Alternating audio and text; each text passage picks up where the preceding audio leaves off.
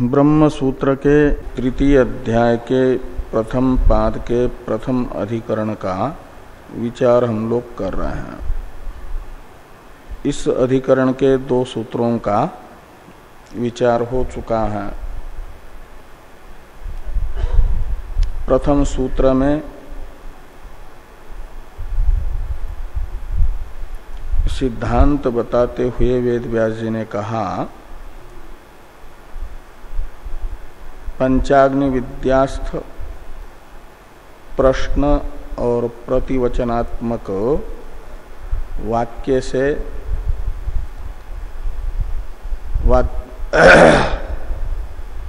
प्रतीत होता है कि भावी देह के बीज रूप भूत सूक्ष्मों से परिवेष्टित होकर के ही जीव देहांतर को प्राप्त करने के लिए जाता है।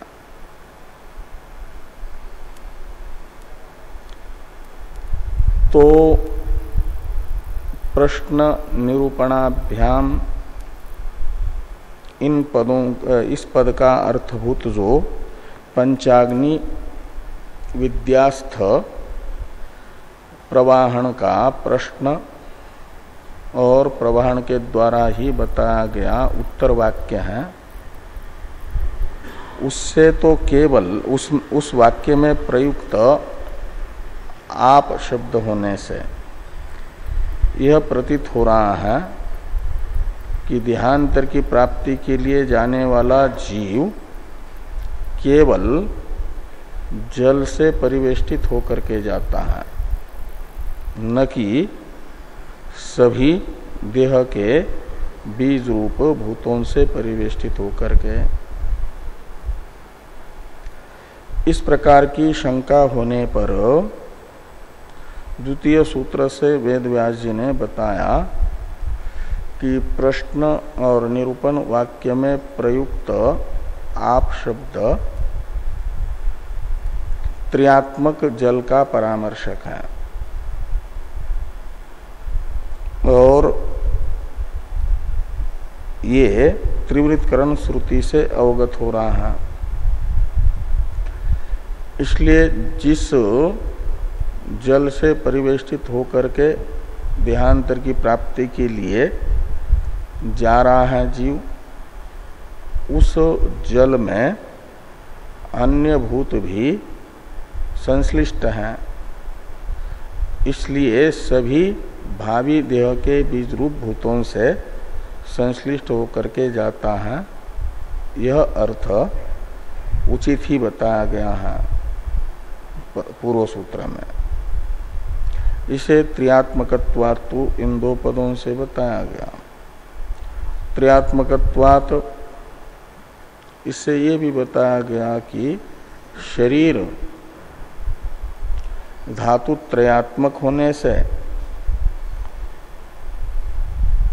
धातु त्रय में पित्त है तेजस और वात है वायवीय। इसलिए देहगत वायव्य जो वात और तेजस जो पित्त है उपलब्ध होने वाला, वह बताता है कि देह के उपादान कारण में भी वायवीय तथा तेजस अंश विद्यमान है, नहीं तो कार्य में कहाँ से आएगा। तो इससे भी वह त्रियात्मक अवगत होती है। सभी भूतों से परिवेष्टित होकर के जीव जाता है, ये निश्चित होता है। इसे तो कहा फिर ऐसा है तो आप शब्द का ही प्रयोग क्यों हुआ, तेज या अन्य का क्यों नहीं हुआ? तो कहा भूयस्त्वात्। तो जल के द्रव्य के भूयस्त्व को शरीर में देखा जा रहा है, इसलिए द्रव्य के परामर्शक आप शब्द का भूयस्त्व की अपेक्षा से प्रश्न निरूपणात्मक वाक्य में प्रयोग है, अन्य भूतों की व्यावृत्ति की अपेक्षा से नहीं, कैवल्य की अपेक्षा से नहीं। ये सब चर्चा त्रियात्मकत्वात्तु भूयस्त्वात् इस द्वितीय सूत्र की व्याख्या करते समय भाष्य में हो गई है। क्या? पृथ्वी प्रधान है, पृथ्वी और जल दोनों भी है उसमें। तो प्राण की जो गति हो रही है, एक श्रुत अर्थापत्ति कहो या अनुमान कहो। श्रुत अर्थापत्ति का अनुमान प्रमाण में ही तार्किक लोग अंतर्भाव करते हैं, जिनके मत में केवल 3 ही प्रमाण है या 4 प्रमाण है, प्रत्यक्ष, अनुमान, उपमान, शब्द। अर्थापत्ति और अनुपलब्धि प्रमाण का अंतर्भाव कर लेते हैं अनुमान में वे लोग। तो उनके दृष्टि में अनुमान और अर्थापत्ति को अतिरिक्त प्रमाण जो मानते हैं, उनके दृष्टि में अर्थापत्ति प्रमाण भी श्रुत अर्थापत्ति प्रमाण से भी यह बात निकलती है कि सभी स्थूल भूतों से परिवेष्टित होकर के ही जीव का गमन होता है। इसे तृतीय सूत्र में बताया जा रहा है। तृतीय सूत्र की अवतरण टीका है, उत्क्रांतो प्राणा देह बीज पंचभूताश्रया प्राणत्वात् जीवदेहस्थ प्राणवत इत्याह प्राणगतेश्च इति। तो प्राणगतेश्च इस द्वितीय सूत्र के द्वारा भगवान वेद व्यास जी यह अनुमान बता रहे हैं। इसमें अनुमान में पक्ष है उत्क्रांतो प्राणा। उत्क्रांति काल में यानी मरण काल में, मरणकालीन जो प्राण है वे हैं एक प्रकार से पक्ष, और देह बीज पंचभूत आश्रयत्व है साध्य, प्राणत्व है हेतु, जीवदेहस्थ प्राण ये हैं दृष्टांत। तो यत्र यत्र प्राणत्वम तत्र तत्र पंचभूत आश्रयत्वम, ये एक व्याप्ति बनेगी, दृष्टांत बनेगा जीवित शरीरस्थ प्राण। उनमें प्राणत्व है, जीवित शरीरस्थ प्राणों में प्राण शब्द यहाँ मुख्य प्राण और इंद्रिय सब का परामर्शक है। तो जीवित शरीरस्थ मुख्य प्राण तथा इंद्रिया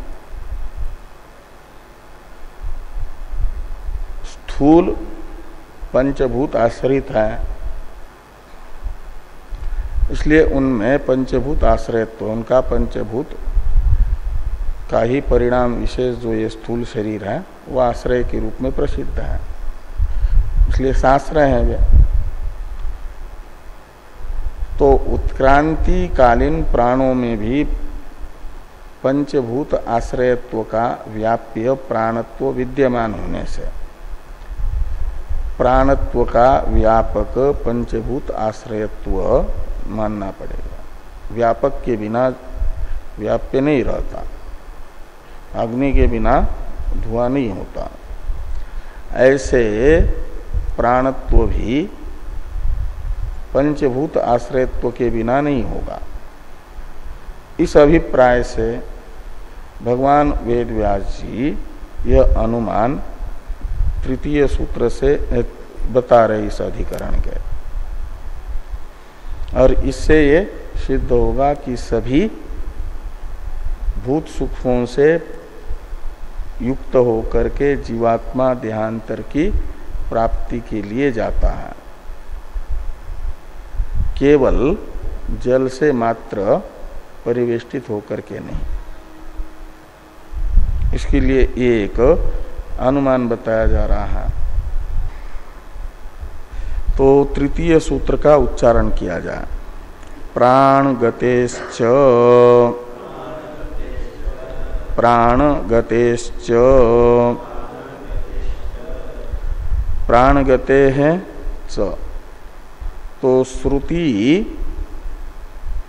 इस शरीर से उत्क्रमण करने वाले जीव के साथ प्राणों का भी उत्क्रमण बता रही है। सिद्धांती तथा यहाँ के पूर्व पक्षी इतने अंश में तो सम्मत हैं कि देहांतर की प्राप्ति के लिए वर्तमान शरीर का प्रारब्ध पूरा होने पर इसे छोड़ करके जीव का गमन होता है, जीव की गति होती है। इसमें पूर्व पक्षी और सिद्धांति में कोई विवाद नहीं है। विवाद इतना ही है कि वो अकेले जल से युक्त होकर के जाएगा, जीवा क्या नाम जल आश्रित मात्र होकर के, स्थूल जल आश्रित मात्र होकर के जाएगा, या समस्त स्थूल भूतों के सूक्ष्म अंशों से युक्त होकर के जाएगा। अभी वो भूत सूक्ष्म से परिवेष्टित होकर के जाता है भी मान लिया, लेकिन वो भूत सूक्ष्म में अकेला जल है। पूर्व पक्षी ने तो ये स्वीकार कर लिया आप शब्द का प्रयोग होने से। तो वो केवल स्थूल जलाश्रित होकर के जाता है, ये पूर्व पक्ष है। और सिद्धांत है कि जीव सभी भावी शरीर के बीज रूप भूत सूक्ष्मों से परिवेष्टित होकर के जाएगा। तो इसके लिए एक पूर्व में प्रमाण तो बताया ही, श्रुति आदि और अनुमान भी। यहाँ और भी एक हेतु बताया जा रहा है। सभी भूत सूक्ष्मों से परिवेष्टित होकर के ही जीव का देहांतर की प्राप्ति के लिए गमन होगा, यह सिद्ध करने वाला और एक हेतु प्राणगत्यात्मक बताया जा रहा है। तो कहते हैं शरीरांतर की प्राप्ति के लिए गमन करने वाले गंता जीव के साथ प्राणों की भी गति श्रुति प्रमाण सिद्ध है, श्रुति से बताई जा रही है, श्रुति में अवगत हो रही है। जब ये निश्चित होगा कि जीव के साथ प्राण भी जाते हैं, तम उत्क्रामंतम अनु प्राणो उत्क्रामति करके, और जब प्राण की गति हो रही है तो जीवित अवस्था में देखा जाता है स्थूल आश्रित प्राणों में ही गमनादि व्यापार, स्थूल भूत अनाश्रित केवल इंद्रिया और प्राण का गमन या अवस्थिति रूप कोई व्यापार नहीं होता है। तो उत्क्रांति में भी मरण काल में जो गमन हो रहा है वह गमन भी प्राणों का व्यापार है। वह व्यापार भी जीवित अवस्था में कभी न देखा गया, जो निराश्रय गमन कभी नहीं देखा गया। तो मरण काल में निराश्रय गमन कैसे होगा? इसलिए मानना पड़ेगा कि साश्रय गमन है। और सभी प्राणों का आश्रय मात्र एक जल ही नहीं है, स्थूल जल, उसमें सभी भूत है। पंचकृत जल में सभी भूत आएंगे। इस अभिप्राय से प्राण गते है, ये पंचमेंत हेतु है।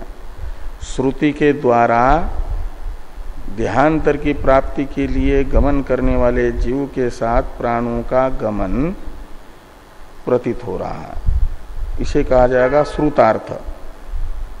प्राण गति रूप अर्थ है श्रुत अर्थ। वो तम उत्क्रामंतम प्राणो अनुत्क्रामति इत्यादि श्रुति के द्वारा श्रुत अर्थ है। और ये श्रुत अर्थ अन्यथा अनुपपत्या, इस श्रुति के द्वारा प्रतिपादित अर्थ जिसके बिना अनुपपन्न है उसकी कल्पना की जाएगी।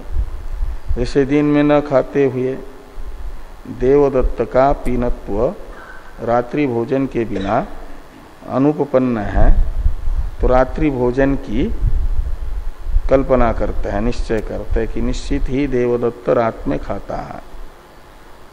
ऐसे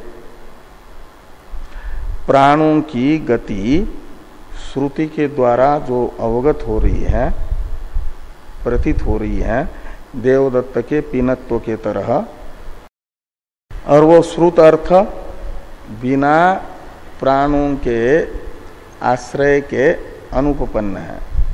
इसलिए मानना पड़ेगा कि मरण काल में गमन करने वाले प्राण भी शास्त्र हैं, उनका स्थूल भूतों का सूक्ष्म अंश रूप भूत सूक्ष्म आश्रय है। इसी प्रकार का अर्थ प्राणगतेश्च इस सूत्र का भगवान भाष्यकार बता रहे हैं कि प्राणानांच देहांतर प्रतिपत्तो गति ही श्राव्यते। देहांतर की प्राप्ति में प्राणानाम गति ही श्राव्यते। देहांतर की प्राप्ति में जीव के साथ प्राणों का भी गमन श्रुति के द्वारा अवगत हो रहा है। श्राव्यते यानी श्रुतिया ज्ञाप्यते। वो कौन सी श्रुति है जिससे जीव के साथ प्राणों का भी मरण काल में गमन अवगत हो रहा है? तो श्रुति है बृहदारण्यक श्रुति। तम उत्क्रामंतम प्राणो अनुत्क्रामति प्राणम अनुत्क्रामंतम सर्वे प्राणाः अनुत्क्रामन्ति इत्यादि श्रुति भी। तो उत्क्रमण करने वाले जीव के पीछे मुख्य प्राणों के पीछे फिर जो अन्य प्राण है वागादि, वे भी गमन कर लेते हैं। ऐसा इस श्रुति से अवगत हो रहा है प्राणों का गमन। तो प्राणों का गमन ये श्रौत अर्थ हुआ, श्रुति प्रतिपादित अर्थ हुआ। ये अर्थ जिससे सिद्ध हो ऐसा स्वीकार किया जाएगा। तो प्राणों का गमन निराश्रित नहीं देखा गया, निराश्रित प्राणों का गमन नहीं देखा गया है। जीवित अवस्था में हमेशा प्राणों का गमनादि रूप व्यापार साश्रय ही हुआ है। तो मरण काल में भी साश्रय प्राणों का ही गमन रूप व्यापार मानना पड़ेगा। वो हुआ मरण काल में भी साश्रय प्राण जा रहे हैं। ये प्राणों में साश्रयत्व ये श्रुत अर्थ नहीं है, सीधा श्रुति से नहीं बताया जा रहा। वो है श्रुत अर्थापत्ति प्रमाण से मरण काल में जो श्रुति के द्वारा अवगत हुआ गमन रूप व्यापार, वह निराश्रय प्राण में नहीं होता तो मृत्यु काल में प्राण साश्रय है गमन करने वाले। ये श्रुत अर्थापत्ति प्रमाण बताएगा कहो या अनुमान प्रमाण कहे बताएगा ये कहो। इसे कह रहे हैं कि साच प्राणानाम गतिर नाश्रयम अंतरेण संभवती इत्यतः प्राण गति प्रयुक्ता तदाश्रय भूतानाम अपाम अपि भूतांतर उपसृष्टानाम गतिरवगम्यते। तो श्रुति के द्वारा अवगत हुई जो प्राणों की गति है वह आश्रयम अंतरेण न संभवती, बिना आश्रय के संभव नहीं है। अतः प्राण गति प्रयुक्ता तदाश्रय भूतानाम अपाम अपि भूतांतर उपसृष्टानाम गति अवगम्यते।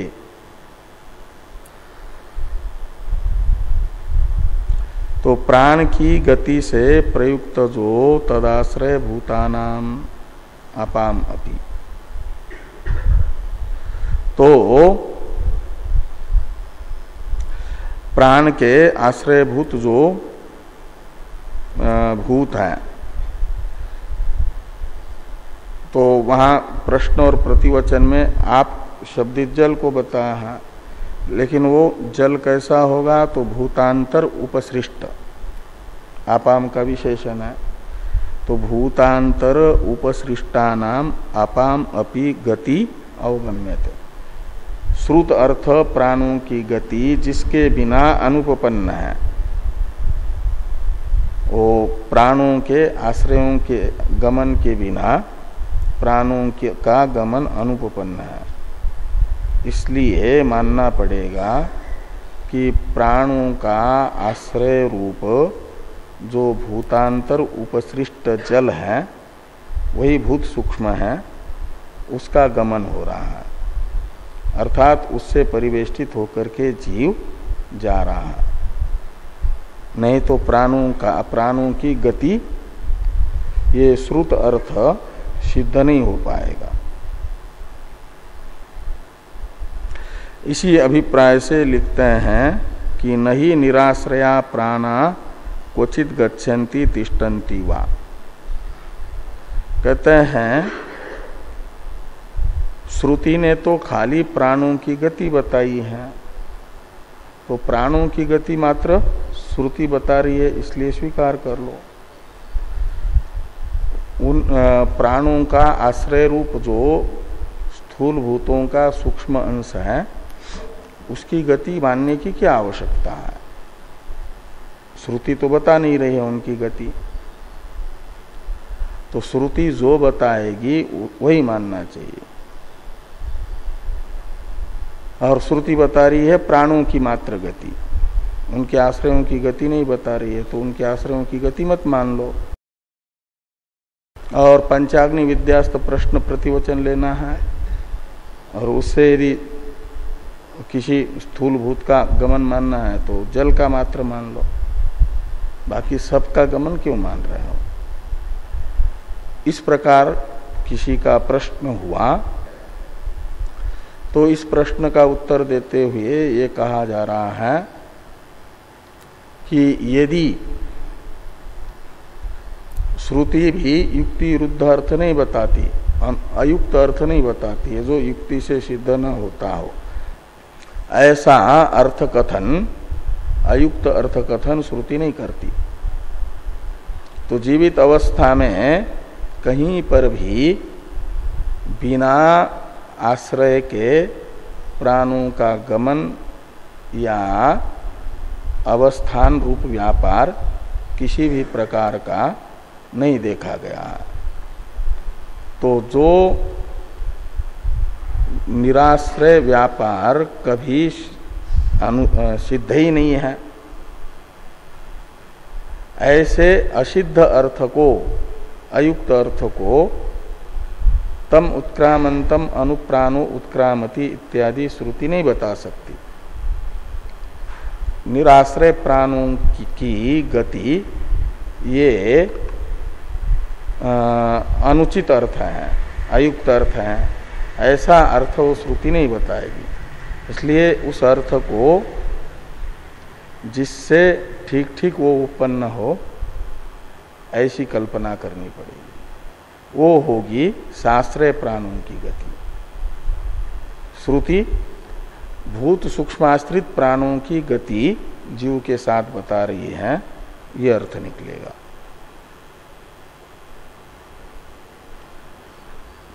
इस अभिप्राय से कहा कि जीवतो दर्शनात्, यानी जीवतो अदर्शनात्। तो जीवित अवस्था में निराश्रय प्राण की गति न देखी जाने से मरण काल में भी निराश्रय प्राणों की गति नहीं होगी। और श्रुति गति बता रही है प्राणों की, तो साश्रय प्राणों की ही गति है, ऐसा श्रुत अर्थापत्ति प्रमाण से निश्चित होगा।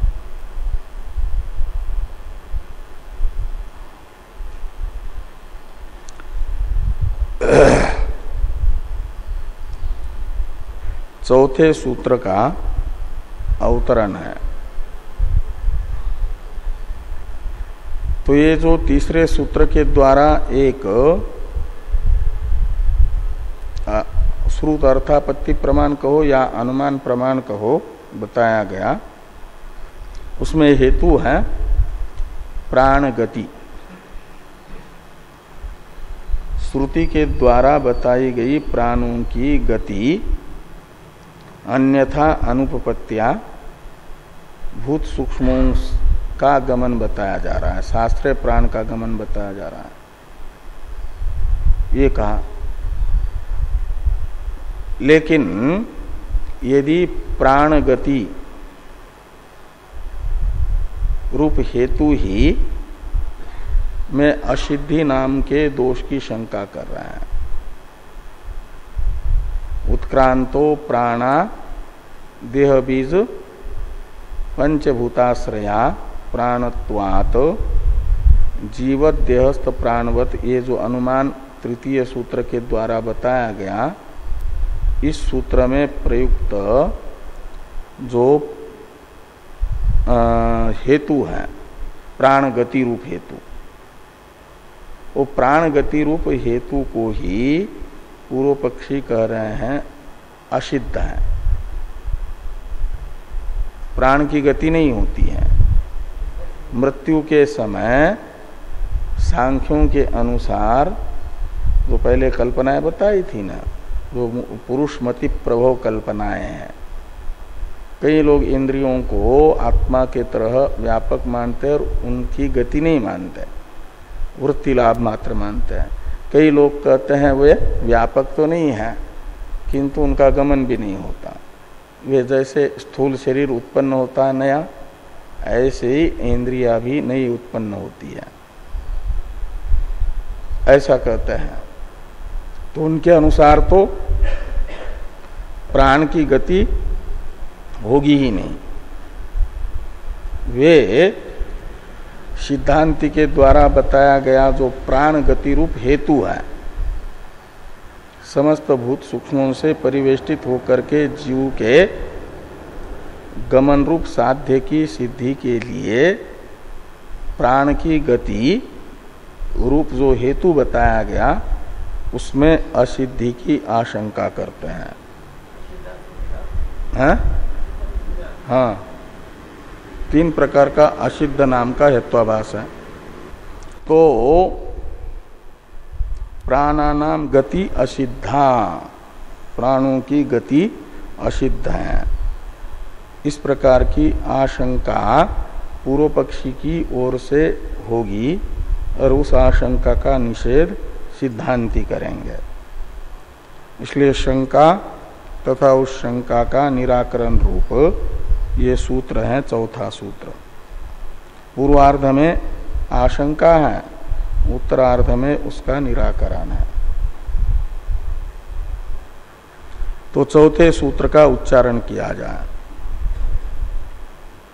अग्न्यादि गति श्रुते रीति चेत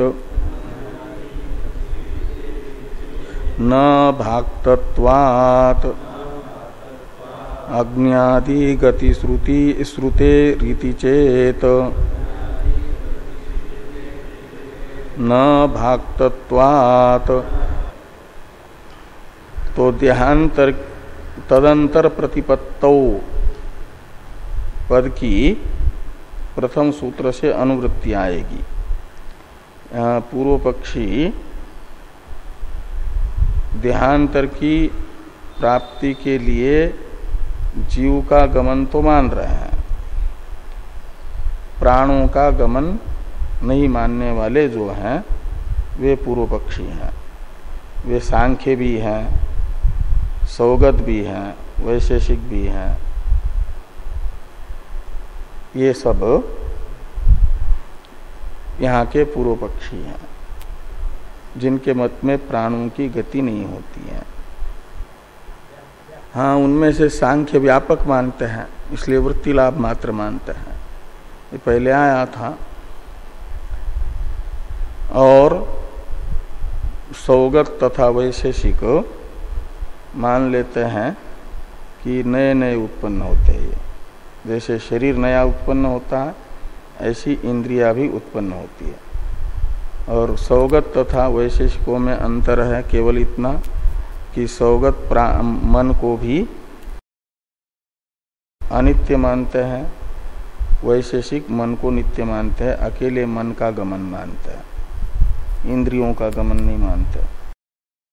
तो इसलिए तदंतर प्रतिपत्त पूर्व पक्ष की प्रतिज्ञा को, यहाँ पर पूर्व पक्ष की प्रतिज्ञा रहेगी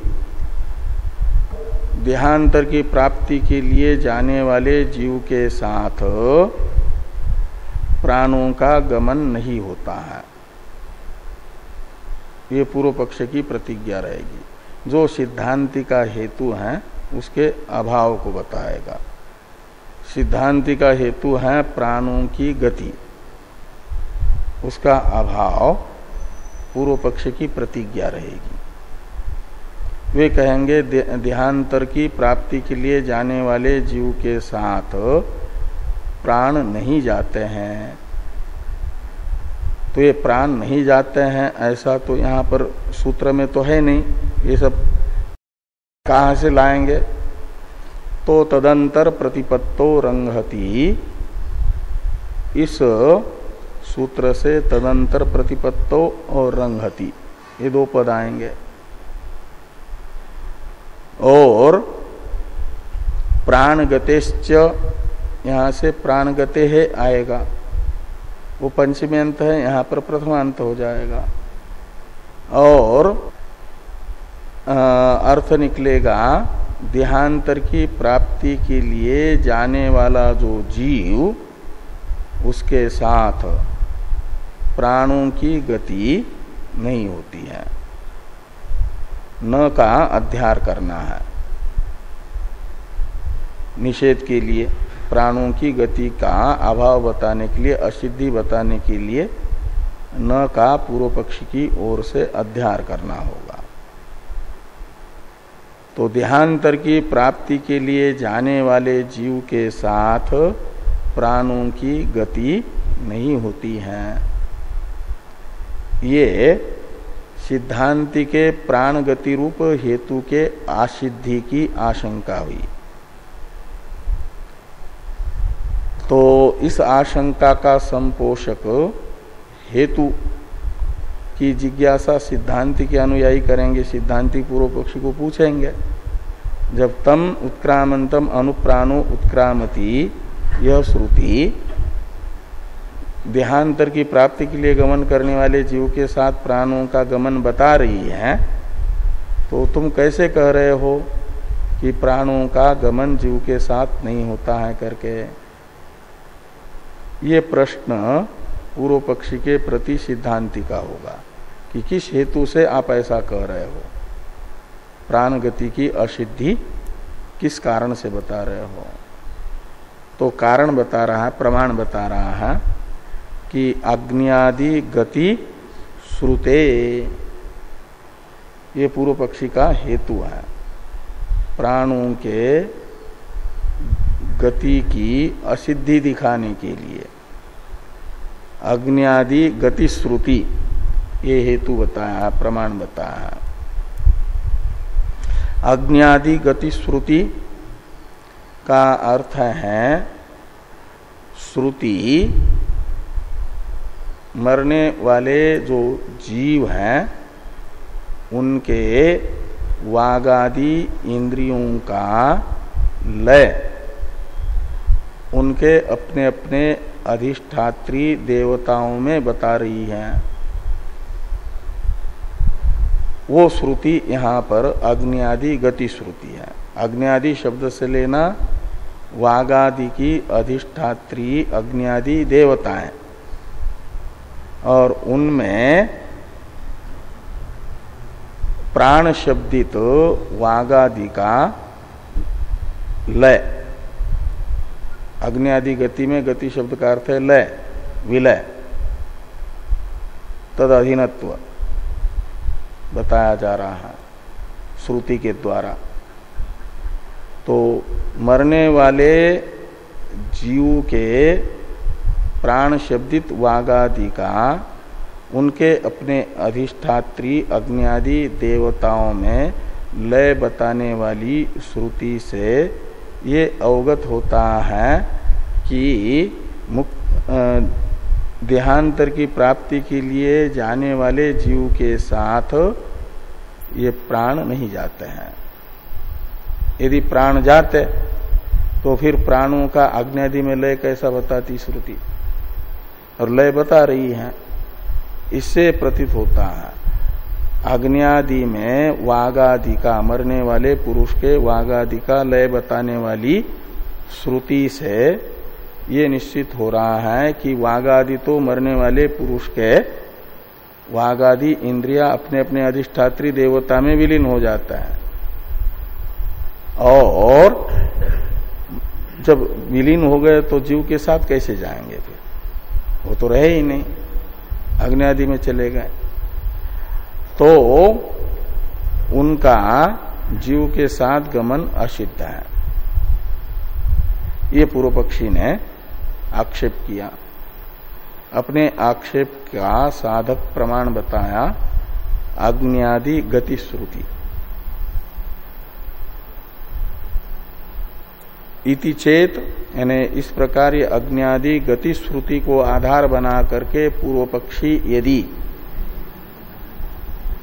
मरण काल में जीव के साथ प्राणों की गति रूप हेतु के ही असिद्धि की आशंका करते हैं यदि, तो सिद्धांति कह रहे हैं न, जो न है न चेत के बाद में, वो पूर्व पक्ष की आशंका का निषेध करता है।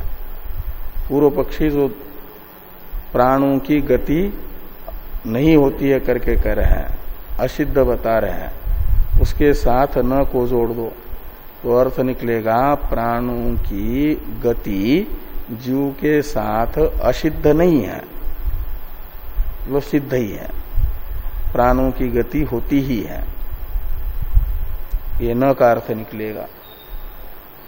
देहांतर की प्राप्ति के लिए जाने वाले जीव के साथ प्राण जाते ही हैं, ये न का अर्थ निकलेगा। पूर्व पक्ष की प्रतिज्ञा के साथ न को जोड़ेंगे तो कहा फिर यदि देहांतर की प्राप्ति के लिए जाने वाले जीव के साथ उसके वागादि की गति मानोगे तो आग्न्यादि में वागादि का लय बताने वाली श्रुति का क्या होगा? ये पूर्व पक्षी ने प्रश्न किया सिद्धांति के प्रति।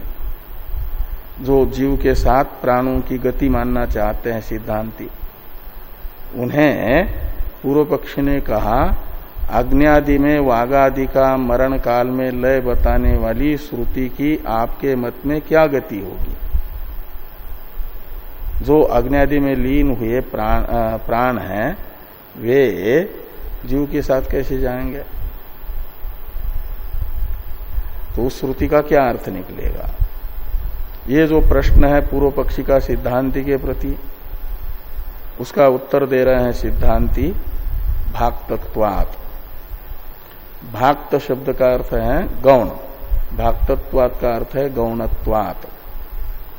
जो अज्ञादि में वागादि का लय बताने वाली श्रुति है, उस श्रुति के द्वारा प्रदर्शित अज्ञादि में वागादि का लय रूप अर्थ मुख्य नहीं है, भाक्त है, गौण है।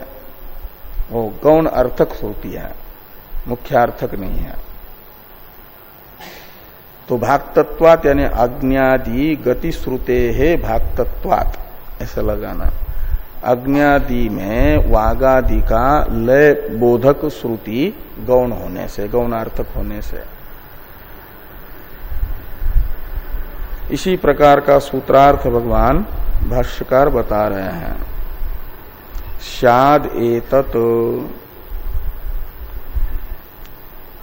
कहते हैं जो आपने प्राण की गति अन्यथा अनुपपत्या, प्राण के आश्रयभूत भूत सूक्ष्मों की भी गति बताई, ये हो सकती है, पूर्व पक्षी कह रहे हैं। लेकिन कब? यदि प्राणों की गति सिद्ध हो। लेकिन स्याद् एतत् कहते समय पूर्व पक्षी का अभिप्राय है कि प्राणों की ही गति असिद्ध है, इसलिए एतत् स्यात् यानी भूत सूक्ष्मों का गमन, भूत सूक्ष्मों के से परिवेष्टित जीव का गमन कह सकते हैं। तब कह सकते हैं जब भूत सूक्ष्मों से परिवेष्टित जीव का गमन बताने के लिए आपके द्वारा प्रदर्शित जो प्राण गति रूप हेतु है ये सिद्ध हो जाए, तब ये संभव है। लेकिन प्राण की गति ही असिद्ध है, ये कह रहे हैं। अग्न्यादि गति श्रुति इत्यादि का अर्थ करते हुए नैव प्राणा देहांतर प्रतिपत्तो सह जीवेन गच्छन्ति, तो देहांतर की प्रतिपत्ति के लिए जाने वाले जीव के साथ प्राण शब्दित वागादि नहीं जाते हैं। नैव गच्छन्ति यानी जाते ही नहीं है। क्यों? तो कहते अग्न्यादि गति श्रुते, ये सूत्र में पूर्व पक्षी की प्रतिज्ञा का साधक हेतु है। इस हेतु की व्याख्या है तथा ही श्रुतिर मरण काले वागादयः प्राणा अज्ञादीन देवान गच्छन्ति इति दर्शयति। यत्र अस्य पुरुषस्य मृतस्य अग्निम वाग अप्येति वातम प्राणः इत्यादिना इति चेत। कहते हैं जीव के साथ इसलिए वागादि का गमन नहीं होगा, तो मृत्यु के समय मरने वाले पुरुष के वागादि प्राणों का उनके अधिष्ठात्री देवता में अप्यय बता रही है श्रुति। अप्यय कहते हैं लय को। वो है यत्र अस्य पुरुषस्य मृतस्य अग्निम वाग अप्येति वातम प्राण। यहाँ मृतस्य शब्द का अर्थ मर गया है और उसके बाद वागादि का गमन हो रहा, ऐसा नहीं समझना। यहाँ मृत का अर्थ है मुमूर्षु, मरणासन्न जो पुरुष है। उस मरणासन्न पुरुष के वाक अधिष्ठात्री अग्नि देवता में अप्यय होता है और प्राण की अधिष्ठात्री वात देवता में वो अप्यय होता है। ऐसे इत्यादिना में आदि शब्द से रसनादि का भी अपने अपने अधिष्ठात्री में विलय समझ लेना विलय बोधक श्रुति। तो ये श्रुति वागादि का आज्ञादि में विलय बता रही है। तो जब आज्ञादि में विलीन हो गए वागादि, तो जीव के साथ कैसे जाएंगे? नहीं जा सकते।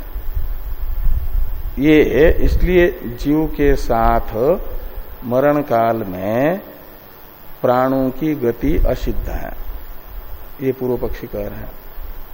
इति चेत, अब न भागतत्वात्, ये जो सिद्धांत अंश है सूत्र का, इसकी व्याख्या है कि न भागतत्वात्, तो न यानी वागादि का जीव के साथ गमन असिद्ध है ऐसा नहीं, ये न का अर्थ निकलेगा। मतलब जरूर वागादि जीव के साथ जाते ही हैं। तो कहा फिर वागादि का गमन जीव के साथ मानोगे तो अग्न्यादि में अप्यय बोधक श्रुति का क्या होगा?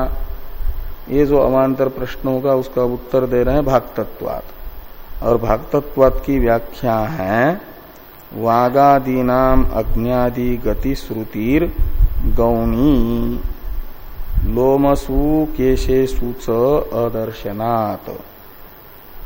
कहते हैं वागादि में, वागादि का अग्न्यादि में अप्यय बताने वाली जो श्रुति है वे मुख्यार्थक नहीं है, गौण अर्थक है। कहा ऐसा क्यों? कहते हैं इसलिए कि वागादि का अग्न्यादि में लय बताने वाली जो श्रुति है उसका मुख्यार्थ दृष्ट विरुद्ध है,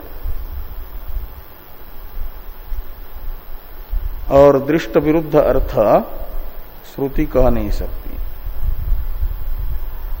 वहां पर श्रुति वागादि का अग्न्यादि में अप्यय बोधक श्रुति ये बता रही है कि मरने वाले पुरुष के जो लोम है, रोम जो त्वचा पर केश होते हैं ना, बाल, उनको लोम कहा जाता है। श्रुति कहती है जैसे वाग का अग्नि में अप्यय बताया, ऐसे कहती हैं कि मरने वाले पुरुष के जो लोम है वे औषधियों में लीन होते हैं, और जो केश है सिर पर, तो मरने वाले जीव के केशों का अप्यय होता है वनस्पति में, ऐसा श्रुति बताती है। लेकिन हम प्रत्यक्ष देखते हैं मुर्दे के त्वचा में रोम वैसे के वैसे होता है, रहते हैं कि नहीं? वो बिना लोम की त्वचा नहीं हो जाती।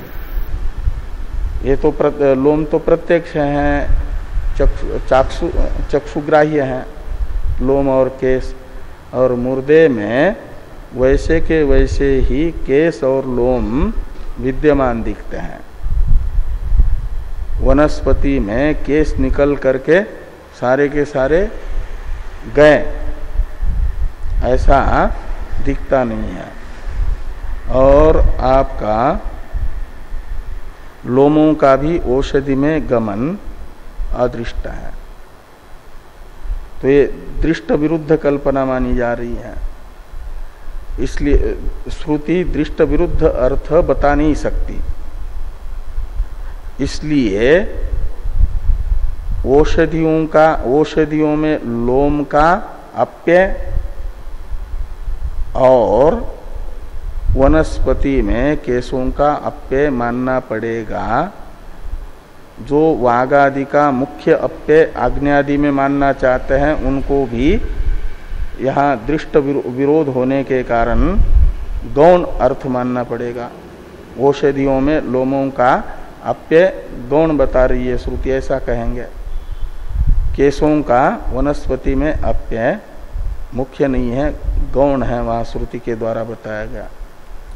यदि ऐसा मान रहे हो तो उस प्रकरणस्थ कुछ वाक्यांश गौण अर्थक हैं, यह निश्चित हो गया। तो अन्य श्रुति के साथ, अन्य श्रुति हैं देहांतर की प्राप्ति के लिए जाने वाले जीव के साथ प्राणों का गमन बताने वाली श्रुति, तम उत्क्रामंतम अनुप्राणो उत्क्रामति, इसके साथ विरोध अग्न्यादि में वागादि का अप्यय बताने वाली श्रुति का न हो, ऐसा अर्थ करना चाहिए। और वो अर्थ होगा कि वागादि का अग्न्यादि में गौण अप्यय बताया जा रहा, मुख्य अप्यय नहीं। ऐसा मानेंगे तो जीव के साथ प्राणों का गमन करने वाली श्रुति का भी विरोध नहीं होगा। जैसे प्रत्यक्ष विरोध को निवृत्त करने के लिए लोमों का औषधि में अप्यय और केशों का वनस्पति में अप्यय माना जा रहा है गौण, ऐसे ही तम उत्क्रामंतम अनुप्राणो उत्क्रामति इत्यादि श्रुति का विरोध न हो, इसलिए वागादि का अग्न्यादि में लय भी गौण है, लोमादि का औषधि में लय के तरह, इसलिए वो पूरी श्रुति ही गौण अर्थक है। ये यहां पर भाष्यकार भगवान कह रहे हैं कि वागादि नाम अग्न्यादि गति श्रुतिर गौणी लोमसु केशेषु च अदर्शनात्। इस अदर्शनात् के पास में थोड़ा शेष करने के लिए टीकाकार कहते हैं कि अदर्शनात् ओषधि वनस्पति गमनस्य इति शेषः, यानी लोम का औषधि में गमन और केशों का वनस्पति में गमन यानी अप्यय अदृष्ट है, देखा नहीं जा रहा है। इसलिए वागादि का भी अग्न्यादि में गमन लोमादि का औषधि आदि में गमन के तरह गौण ही माना जाएगा, मुख्य नहीं।